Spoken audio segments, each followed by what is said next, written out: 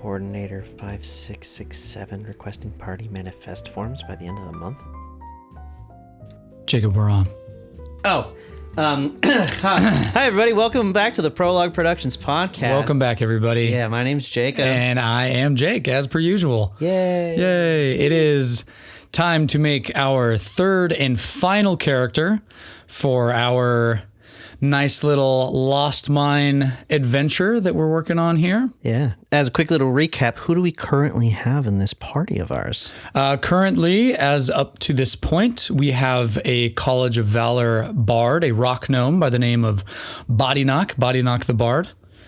Yeah, a hired killer trying to save his family with The power of spoken word. Power of spoken slam word poetry. There it's you beautiful. go. Hell yeah. And then we have Teed Deepwater, a displaced water genasi marauder ranger, who was bestowed the powers of a Drake Warden by a dragon turtle. And by some mysterious means, entire family or most of their family was killed. Yes. And had to figure out what the hell was going on with that. Absolutely. Another victim of the tragedy meter. Gotta love it.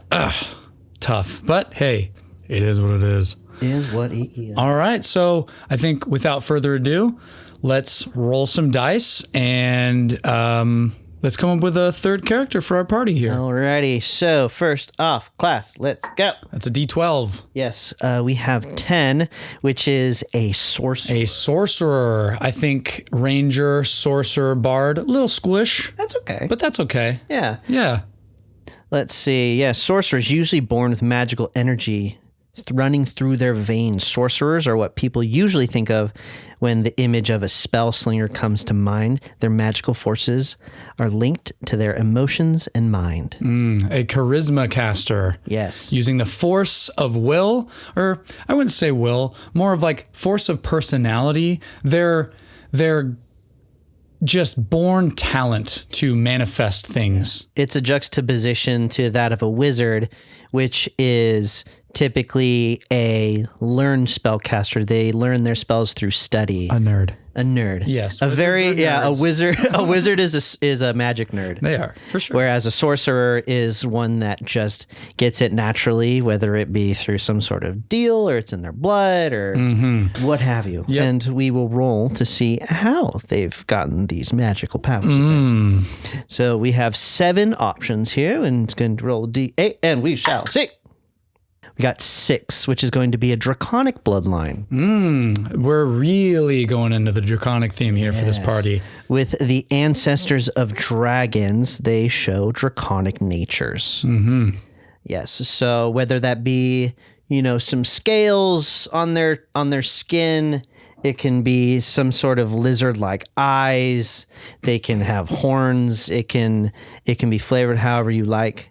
I think they're able, later down the line as they level up, they're able to get wings and actually can fly for a short period of time. I think so, yeah. It's a high-level thing, but they can sprout a pair of dragon wings. Also, hey man, I think this character and Teed, they're going to either get along real well or they're not going to along at all. Absolutely. And you know what? We have a Draconic ancestry table here. Again, we're using D&D Beyond. Not that we necessarily are too stoked about D&D Beyond and what's going on in the background there, but it's what we got. It's what we've paid for over the course of many years. So it's what we're using. Yeah. So we have, as far as Draconic ancestry, we have black, blue, brass, bronze, copper, gold, green, red, silver, and white. So let's go ahead and roll a D10 and see what kind of ancestry we got. I got a 10. That's white. So white Draconic ancestry. That's cold damage. Yes. And white dragons are typically portrayed as the most feral of the dragons. Absolutely accurate. So I feel like this would also come out in their personality to some extent. Maybe they're a little bit more hot-tempered, bloodthirsty, conniving. Maybe green dragons are more conniving. Yeah. But white dragons are very interesting because they're the smallest of the dragons as far as the chromatic dragons are concerned. So they have to be a little bit more, to the point, rough Feral's a really good word that you used earlier. And for those who aren't familiar with the different types of dragons, there are two different types.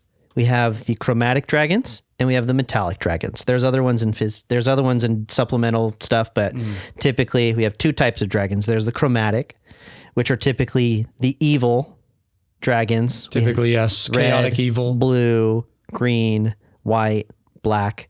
And then we have the metallic dragons, which are typically leaned towards more neutral and more good. Lawful neutral. Yeah, so you have the brass, copper, bronze, gold, silver. Yep. So not necessarily how this character is going to be aligned. I don't really like to use alignment myself. I think it puts you in a box. Yeah, you use it as sort of a guidepost. It used to be a big thing in the earlier editions, certainly. In fact, even in 5e, there are still very few, but every now and again you'll run across a magic item or something that basically an effect, or like I said, an item that will that'll affect a certain character with a certain alignment. It won't do anything if you don't have that alignment. If you use that, absolutely cool. Everybody can do whatever the heck they want to do. You know what I'm saying? That's man? right. And then that leaves for, keeping it open leaves for character growth. Maybe he's initially very feral and bloodthirsty and then starts to leans more into it later down the line, or starts to veer away from it. So there's plenty of room for character growth. Absolutely. And then to just really give a little bit more insight on the Draconic Bloodline Sorcerer, it says right here on D&D Beyond that most often sorcerers with this origin trace their descent back to a mighty sorcerer of ancient times who made a bargain with a dragon, or who might even have claimed a dragon parent. Did you already say that? I did not. You just did. Oh, thank God. You were looking at me like you already said it. I was like, crap. But we're good. Just keep you on your toes. We're good. We're moving. We're good. We're going. Bobbing, weaving, duck, dodge, dive, and dodge. Beautiful. So we already have some connotations assigned to this character, being that of a sorcerer and being of a white dragon. Absolutely. Sorcerer, or white dragon draconic sorcerer. So let's get into the race here, or as the new 5.5 edition likes to say, species. Origin Species. Right. Well, let's roll this dice then, shall we? Let's see. We have a 1. Ooh, an Aasimar. Aasimar, Draconic Bloodline Sorcerer. Wow. That's that's a whole. That is a lot. That is a, oh my God. Okay. So first thing that really comes to mind here is, well, first off, what is an Aasimar? What is an Aasimar? That is a great question. So Aasimars bore the mark of a celestial touch through different types of physical traits that have often been very individual. So they're actually here. Let's see what it says on D&D Beyond specifically, because I don't even really know how to describe them. I'm like, keep talking, bro. Well, they basically, a lot of people. It's very clearly delineated within the rule set of D&D that Aasimar are descended or blessed by a deity in some way, shape, or form. And basically they're placed in the world to serve as guardians, or champions of the gods. Their births are like blessed events. So the coming of an Aasimar in the world would be, if not kept secret, be a notable thing, because they're not common, I think, canonically. In your world, sure, they could be. That's absolutely cool. But based on what Wizards of the Coast is saying, they are special. They're blessed. They have celestial heritage. They're luminous, and they're people with otherworldly visages. They their souls bear the lights of the heavens. And that's pretty cool. That's really cool. So how does a white dragon tie into that? Well, there are a couple different types of Aasimar, and here on D&D Beyond, It gives us a couple tables of the angelic guide of the Aasimar, the nature of that angelic guide. And that is something that I think, you know what, we'll toy with that a little bit. I think that's fun. Having a celestial, a literal guardian angel looking after you. So my thoughts are already thinking, since this person was touched by someone of the upper planes, some sort of celestial, some sort of god, had made a deal with a white dragon. Either this person specifically or someone within their bloodline made a deal with a white dragon, and maybe it's kind of like a fallen angel sort of scenario. Fallen Aasimar. Yeah, fallen Aasimar. That already exists. It's right here. It says fallen Aasimar. Beautiful. An Aasimar who has been touched by dark powers as a youth or who turns to evil in early adulthood can become one of the fallen. A group of Aasimar whose inner light has been replaced by shadow. So I think that's perfect. I think that is perfect. But because we are masochists, we're going to roll to see which one we get. Woo! Okay. So we have Fallen, Protector, or Scourge. Fallen, Protector, or Scourge. So let's roll a D4. If it's a 4, we reroll. Or you know what? I'm gonna roll a D6. 'Cause I don't like what you're saying right now. Okay, whatever. Let's see. I rolled a 4, so that's option 2. I'm not hurt. So that's Protector Aasimar. Protector Aasimar are charged by the powers of good to guard the weak, to strike at evil wherever it arises, and to stand vigilant against the darkness. From a young age, a Protector Aasimar receives advice and directives that urge to stand against evil. What comes to mind with me, what comes to my mind now is Draconic Heritage Sorcerer. That doesn't necessarily have to manifest immediately. No. And tying this all together, born as an Aasimar, and then made a deal, maybe, with a white dragon at some point. Or someone within their family had made a deal with the white dragon, saying that, the third generation's firstborn is going to show signs, or is going to show allegiance to me, or is going to be of my blood, or.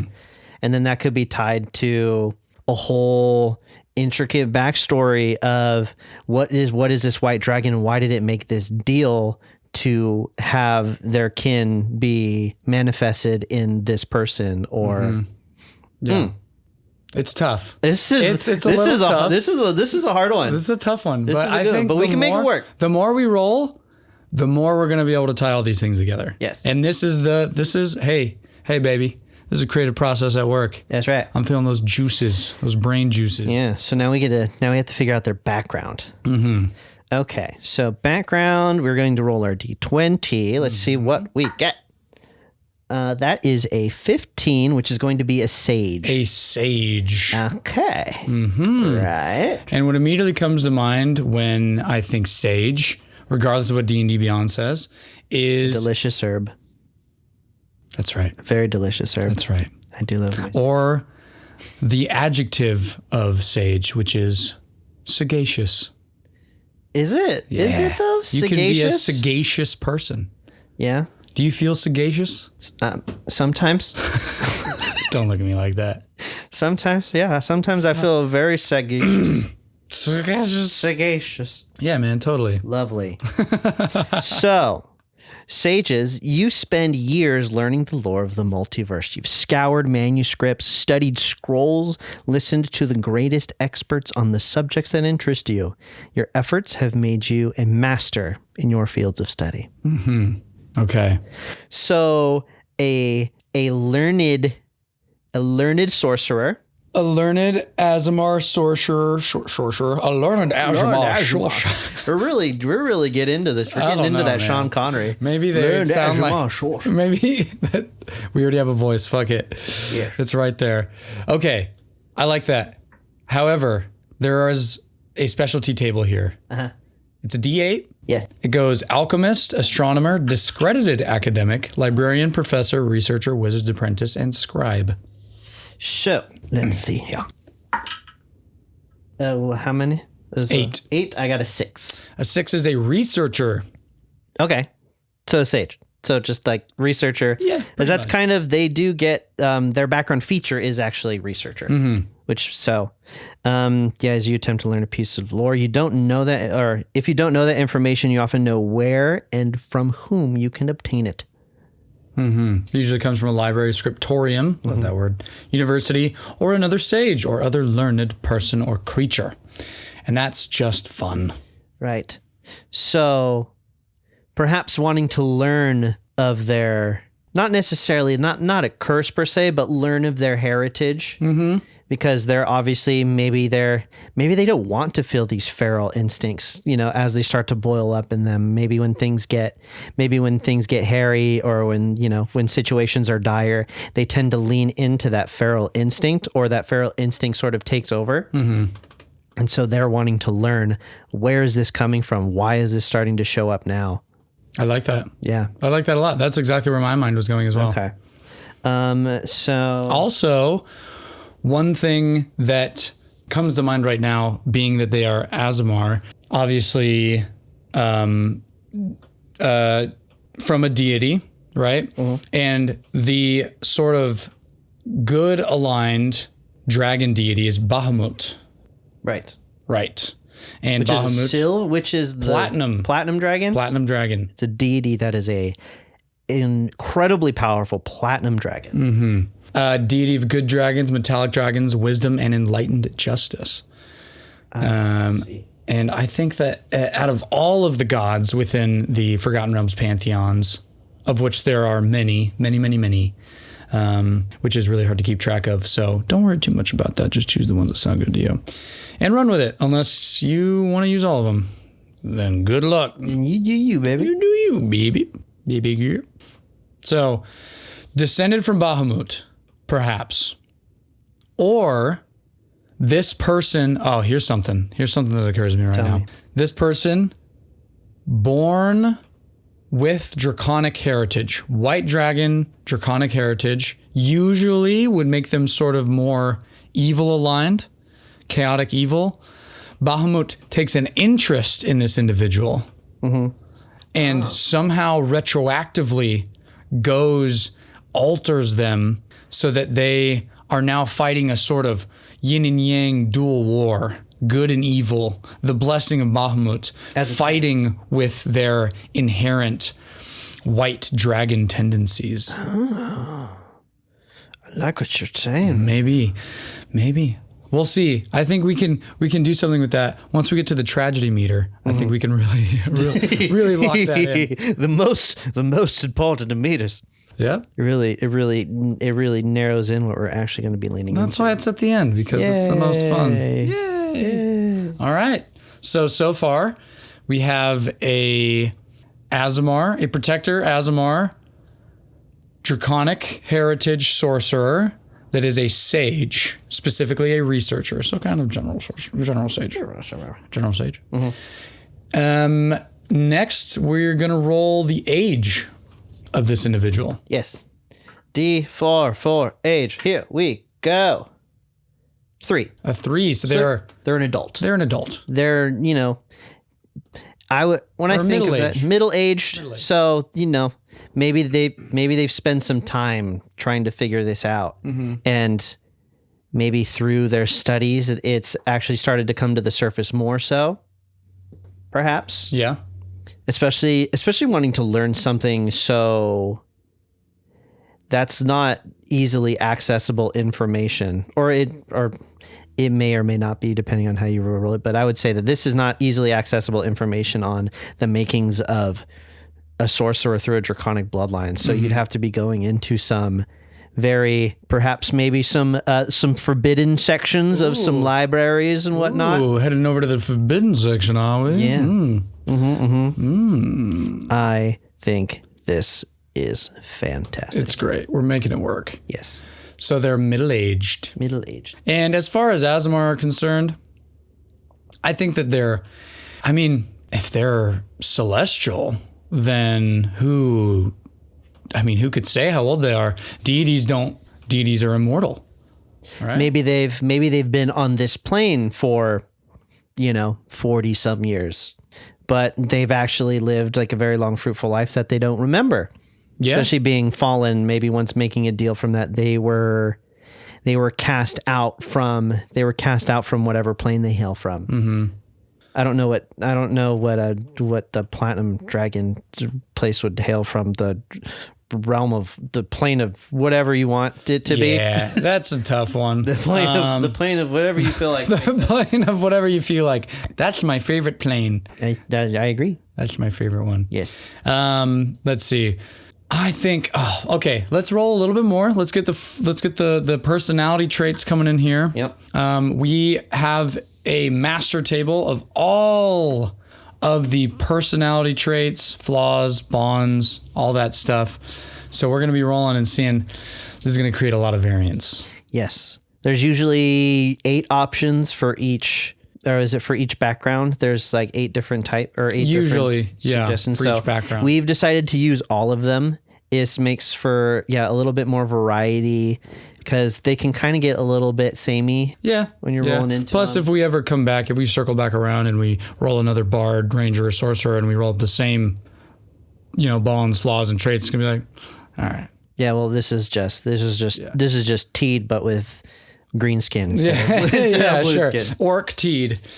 Yeah. Also, it does make it really hard. And I think you, peoples who are listening, if you're out there, please listen. You will recognize that we're trying new things. I think each session there might be something a little bit new. We're honing in on what we want to do. And what we want to do is make it really hard for ourselves. Yeah. So go ahead and roll that D100. All right, well, I shall. So I have a 40. A 40 on the nose. Mm-hmm. This personality trait is, I get bored easily. When am I going to get on with my destiny? I get bored easily. When am I going to get on with my destiny? Maybe they've always known. They've always known that Bahamut has something in store for them. And they haven't received any guidance from their angelic, their guardian. So them being cast out was a test. Sure. Is what I'm feeling. Yeah. Because they know that this is their destiny. They're supposed to overcome something. Mm-hmm. They don't know what. Mm-hmm. They know that Bahamut has tested them. Or maybe they made it. Ooh. He's cooking. Oh, hold on. So this, okay. Hear me out. Okay, hold on. When it's a okay. Go ahead. Hear me out. Yeah. Bahamut has tested this individual with the opposing force of Tiamat. That's their test. Their test. Because Tiamat is the queen tyrant, or the tyrant queen. Yeah. Who is basically a hydra, so a multi-headed and creature with the head of a red, all the black, chromatic dragons, green, white, and blue dragon. Mm-hmm. When she seeks to escape from wherever she is, I think canonically she's somewhere in the hells on one of the levels of hell, mm-hmm. Or maybe the abyss, one of the two. Somewhere real bad. And so what this person is eventually tasked with doing from their guardian angel that comes down and finally gives them their message after 40 years of researching and giving it their all to find out what they are placed on this plane to do. Finally, Tiamat needs to be stopped. Mm-hmm. And they have been cursed with this draconic heritage of being a white dragon. Get chills. But Bahamut is saying you need to rise and grow past your heritage, not let it subsume, not let it take you over. Mm-hmm. And work for the forces of good. Choosing the most bloodthirsty, the most feral of draconic blood to curse this person with to overcome that. Ooh, that's good. That's juicy. And is it gonna be tragic? Maybe. Hey, stick around and find out. Maybe. We're trying to figure out. We're trying to figure out their personality. Yeah. We're almost there. We're almost there. Next, we have ideals. Yes. So we're gonna roll. There's 78 of them on this table. So we're going to be rolling a D8 and a D10 for the tenths and the singles, please. And I got 76. 76. Yeah. 76 on ideals. Retribution. The rich need to be shown what life and death are like in the gutters. Maybe.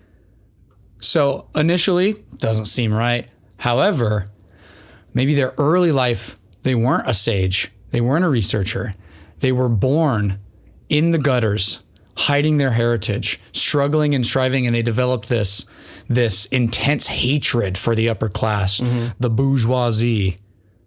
Or this can be abstracted a little bit more just to being the rich, as in those in power. Sure. So maybe there's a little bit of a disdain for Bahamut choosing this person to go through these trials and tribulations. And then there's that dichotomy of I'm being tested and I hate them for testing me. And then I hate this because this is what. Am I hating this because this is something I need to hate, or is this something that I'm being told to hate? This is the classic plight of the hero that is chosen by an otherworldly power. Every single fantasy book I think of, it's the call. It's the classic monomyth. If you go back into fantasy to the beginning of people telling stories, it's the monomyth, and it's the call to action, right? This is the classic monomyth. Yeah. Literally, this character is fitting perfectly. This is good. And it's that dichotomy, like you said, that the scales going back and forth. Will I use my powers for good? Will I use them for bad? Do I resent the powers of good for testing me to the point of potentially breaking me? Or do I lean into those who give me power? Do I accept my destiny? Because that's where they get they're getting their power from this white draconic bloodline. That is where they get their power. So do they favor power, or do they favor retribution, or do they favor justice? Yeah. Ooh. I love that, because Bahamut is the dragon god of justice. Yeah. It's perfect. Oh my God. Oh, it's good. Oh my God. Dude, Jacob's over there. He's feeling some kind of way. I got goosies right now. I get goosies. Don't you ever say that again. You know what's worse than saying that though? Huh? I got goose flesh. Goose. Ew. What do they call them? Chicken pimple or something? Chicken pimples? I like that even less. All right, we're gonna do bonds. We're moving on. Okay, let's move it on. I got a 26 for bonds. 26 for bonds. Yes, sir. That is, I worked the land, I love the land, and I will protect the land. Okay, another. So we're flip flopping. We're teetering back and forth. Each thing that we roll is. Oh, this is a very. Well, this just leans into the contradicting nature of this character. They want justice, but they resent Bahamut for putting him through this trial and tribulation. You know what the best part about this is? This even further leans into like the classic high fantasy hero trope of like small time peasant farmer who was chosen and is like the chosen one. I don't want to be chosen. I just want to sit on my farm and enjoy. I grew up in this village, and gosh darn it, I'm gonna die in this village. Oh my God.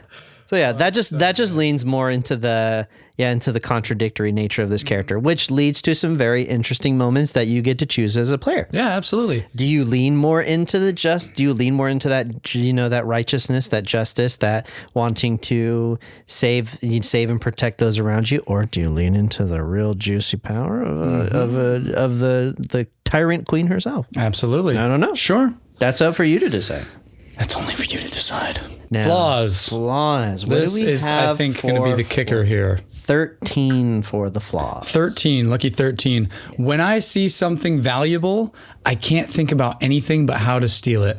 Again, we're flip-flopping. This one, though, we had sort of like good.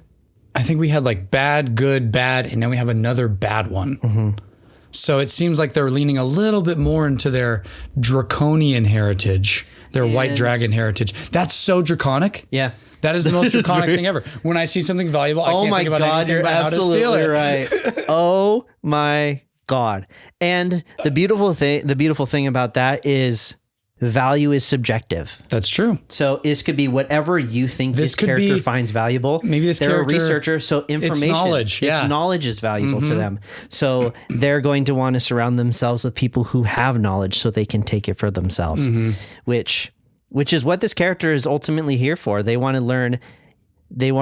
Maybe perhaps like specifically on that curse. Maybe they want to remove the curse. So maybe it is selfish intentions, or maybe they want to learn, where is Tiamat? How do I get to Tiamat, and how do we make a god vulnerable? Or there's so many different avenues you could take that. Oh yeah, this character, I think out of the three, the sheer amount of diversity. This is the main character. They're the sorcerer. This is the main character. They're the sorcerer and the bard. Their body knock and this character, I can already hear it. Yeah. The discourse, the back and forth between this character and Bod. Mm-hmm. Oh, so good. All right. Fantastic. There's the personality traits right there. Now, our favorite role, the tragedy meter. A 1. A 1. Holy. No tragedy. No tragedy. No. So parents, very much still alive. Yeah. On the farm. Call to destiny. Great life, but has it in for the Lord. Yeah, this could just be leading up to their adventure. They've had a very good life. Yeah, sure. And then this is where things start to turn. Mm-hmm. Because if everything's sunshine and rainbows, as sunshine and rainbows, then there's no story. There's no story. No hunt for Red October. we will sit on their shores and listen to that rock and roll and conduct missile drills. I knew you were going to say that. So, yeah, they've had a good life. They were chosen. Sure. They were chosen to ascend and to become that of Bahamut's followers. Mm-hmm. Maybe there's even a little bit of... The chosen one, the champion. Fuck it. Maybe there's even a little religious sort of thing if you want to lean into that. If I was the DM... Or you're the chosen. You're Bahamut's champion. Mm-hmm. If I was the DM and I got this character, I'd be like, absolutely not. This character is going to be the champion of Bahamut. Mm-hmm. And we're going to... Or they flip at some point, and that's up to the player. Yep. He was chosen by Bahamut, but... in order to prove their worthiness to be Bahamut's champion, they were cursed. They were cursed with the what's another word for like the opposite, the paradigm, like the flip, the opposite of righteous and justice, which is that of greed and power and ferocity. Everything that typifies a white dragon. So good. It's really good. Please stop making sexy noises into the mic. I'm sorry. I'm sorry. This is just really exciting and good. I believe so. When you get like a really juicy backstory for a character, it's like, oh God, really dig into that. Really sink your teeth into it. You know what I mean? Oh yeah. I feel it. Mm-hmm. Are thou feeling it now, Mr. Krabs? Mr. Squidward. A word. Anyway. So that pretty much is the outline of this character. Yeah. That's our Aasimar, our protector Aasimar. You're supposed to chime in. That's it. No, you got it. I believe in you. You're supposed to chime in. Protector Aasimar. A protector Draconic Aasimar heritage. who was chosen to be the champion of Bahamut and tasked to overcome adversity by being cursed by that of Bahamut's opposite. The white dragon heritage. Being the white dragon heritage. The most feral and unhinged dragon of them all. Yes. Which also is the flip side of their backstory before this. Mm-hmm. Being a studier, being a sage, being ones to want to learn knowledge and, just teach themselves that of what interests them, and that could be magic or what have you. And and this is so good. This is already so good. I love this. I think so much. Honestly, we could stop right now, but what we're doing is we're tying them into Lost Mine. Yes. So, as far as LMOP is concerned, how does this individual come in contact with Gundren? Interesting. Gundren. What are they seeking near Phandalin? Information. Or there could be whispers of some sort of disturbance in the weave. There's a disturbance in the weave, and information at the epicenter of this disturbance could be beneficial to any number of people or organizations. So Certainly. they're trying to get there first. Absolutely. And you know where a good place for that disturbance to be located? Wave Echo Cave. No. Thunder Tree. Thunder Tree. What goes on at Thunder Tree? Do you remember? Thunder Tree. Oh, was that with no? That's where. Spoilers. If you don't want Spoilers. Avert your ears. avert your ears. Well, if you don't want to listen, then skip forward 10 seconds.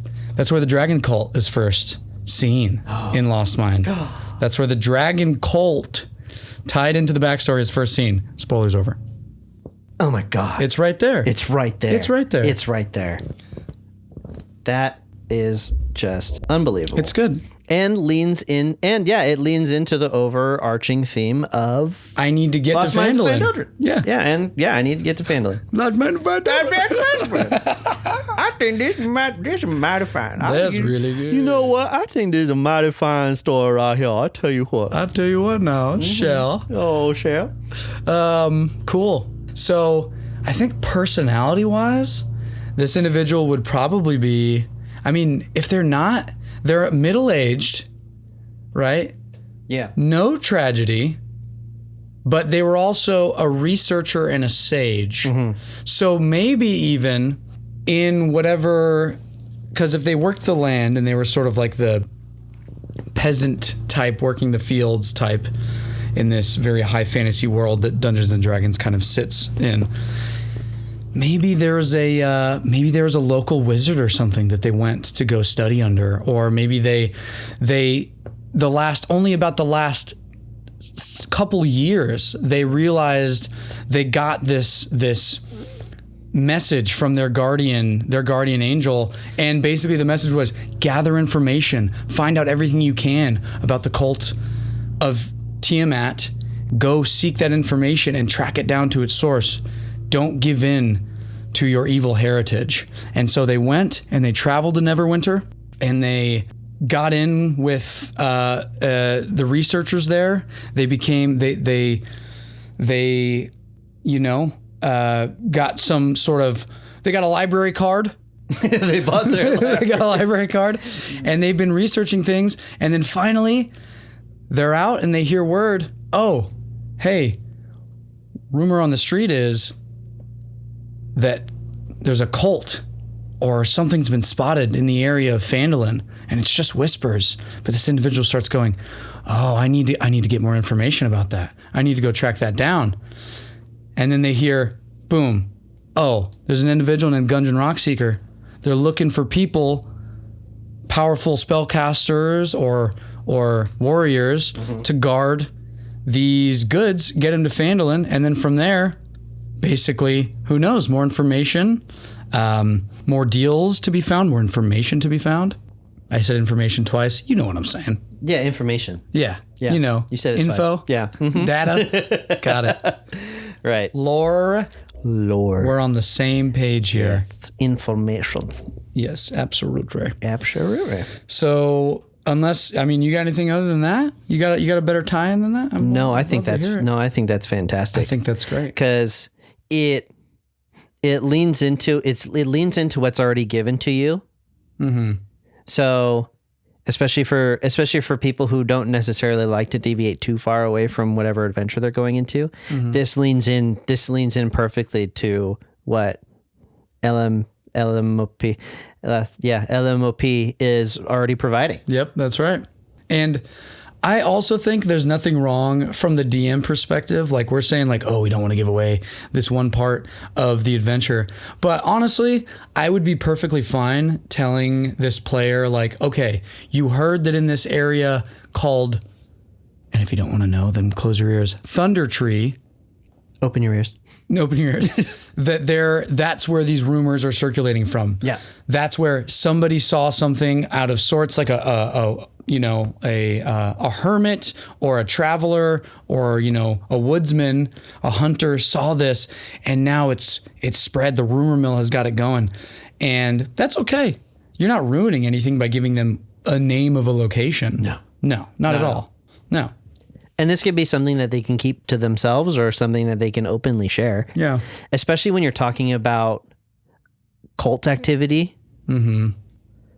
It's so that like that could just be rumors being spread. Yeah. Maybe there's a bunch of people gathering together. It's like, oh yeah, they heard that there's some sort of cult. It's like, yeah, you know, there's always weird stuff going on in fantasy settings. So there's, you know, until someone actually goes and investigates, there may or may not be any validity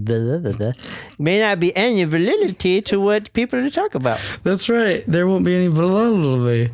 Words are hard.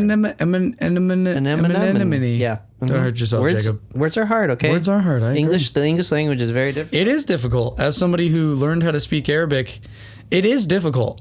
Yeah. Arabic makes sense. English doesn't make sense. I don't know what I'm talking about half the time.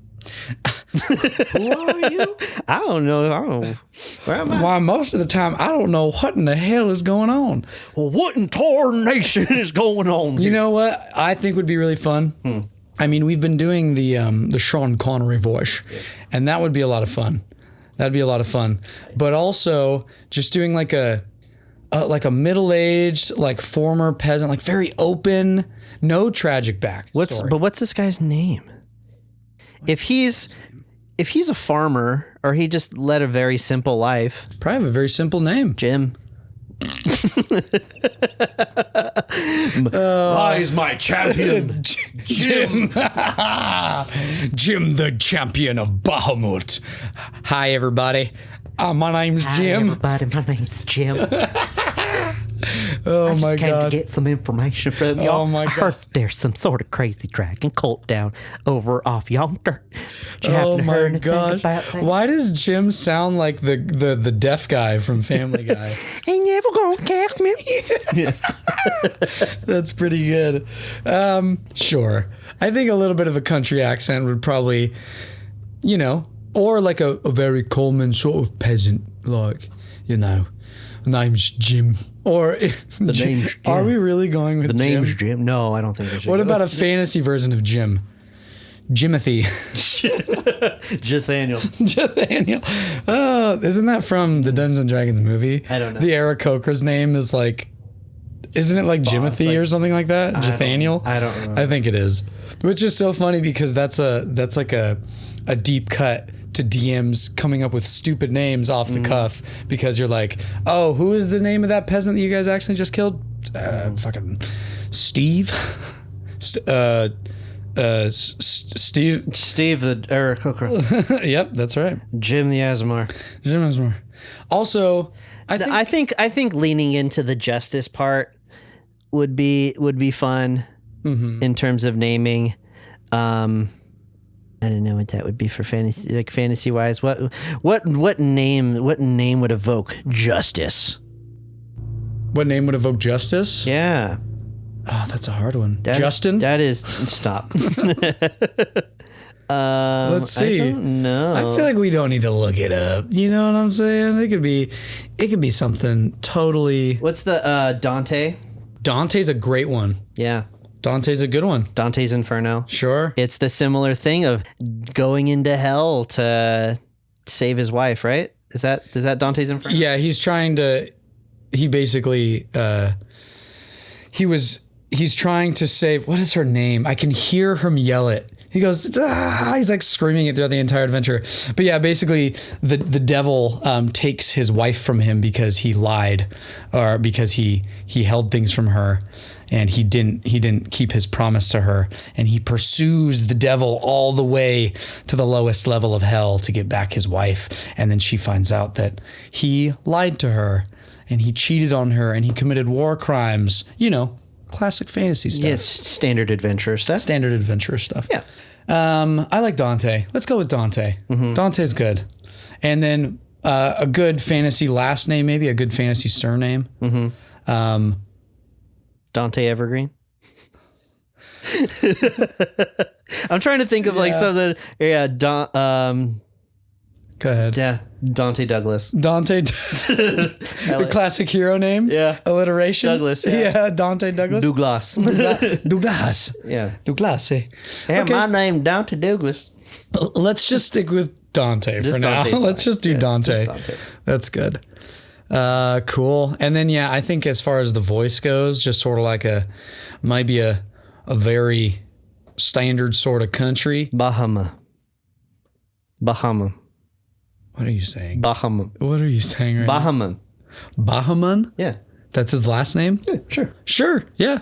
A direct indication. Yeah. Sort of a. It means that of Bahamut or those of Bahamut. Sure. Why not? Sounds good to me. I think so. Dante Bahamun. Bahamun. Hey, name's Dr. Bahamun. Nice to meet you. Bahamun. The name's Dante the Bahamun. I love it. And then, cool. Honestly, that's pretty good right there. That's really all you need. Fantastic. So right now we have this Aasimar who's fighting between the two sides of their nature, the two sides of the coin, the yin and the yang, the white and the silver. I'll just go, I know it's white and black. Well, one's shiny and one's not. Yeah. Sure. And they are embracing their draconic heritage, which is the reason for their powers, but also having to accept their God-given destiny that they are empowered with by Bahamut. Legally distinct. Legally distinct Bahamut. Yeah, he took the surname of the one who gave him power. That's right. Sure. Awesome. I think that's pretty much it. How you feeling? I think this is a very main character sort of backstory. Hardcore main character vibes. Except their family's alive. Yeah. Yeah. It's like a Superman kind of thing, you know? Yeah. Well, Superman's parents are dead. But Jake. What? Spoilers. What do you mean spoilers? You know what it really reminds me of? It reminds me of this book series. His adopted family's alive. It reminds me of this book series right here, right above my head. Which is? Which one? Which is The Belgariad. Who's that? The Belgariad by David Eddings. Okay. Yeah. Enlighten me, please. Classic high fantasy story. Young man living a peasant life that's found by a like sorceress who's traveling through the region and realizes this kid's the chosen one. Family's still alive. It's been a while since I've read the series, so I don't remember if his parents die. Family's still alive. We'll just tailor it to what we're trying to say. Yeah. Sure. Yeah. But, you know, classic high fantasy, monomyth fucking bullshit that everybody loves. Yeah. It's great. It's great. It's awesome. It's the hero's story. It's the hero's journey. I love it. Yeah. All right. Juicy. All right, everybody. Thanks for listening. Yeah. Thank you so much. If you have any questions or thoughts regarding our characters that we make, you can throw us a little message over at prologueproductionspodcasts@gmail.com. Yeah, check out the character sheets on our Google Drive. Link will be in the description of the session and all descriptions of every session. And I love you. And we'll see you next time. Bye.